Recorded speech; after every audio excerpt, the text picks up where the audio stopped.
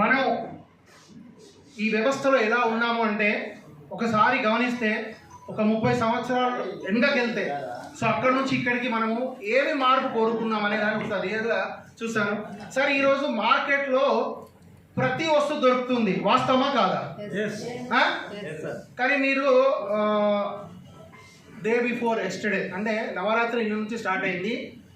So నవరాత్రిలో కూడా జనాలకు కావాల్సిన వస్తువు ఒకటి దొరకలేదండి. ఏంటి చెప్పండి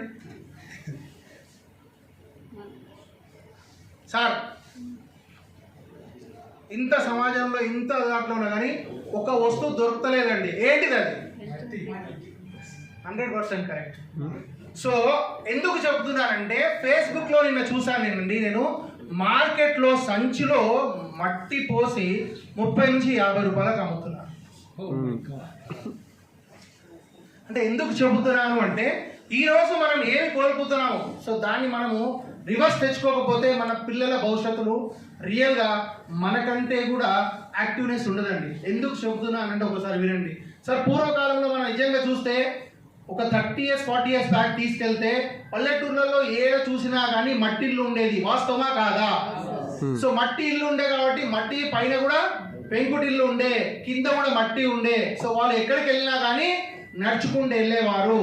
సో వాళ్ళకి ఈరోజు ఎలాంటి డిసీజెస్ లేవు. కానీ 30 years నుంచి ఎప్పుడైతే మనము పల్లెటూరు నుంచి పట్టణం వచ్చామో, సో పట్టణం వచ్చిన తర్వాత మన రూపురేఖలు మారిపోయాయి.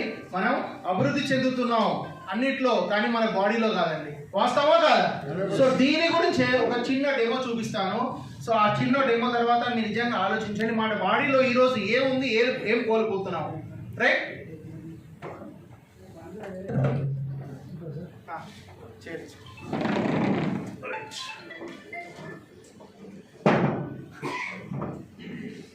సార్ ఏమనుకోకుండా మీరు వస్తారా ప్లీజ్? రండి సార్.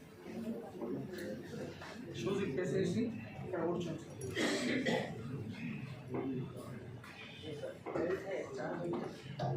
సార్. మీ పేరు?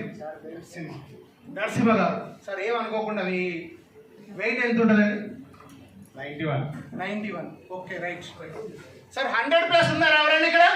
Okay right sir. Please come sir. Right please come sir. Right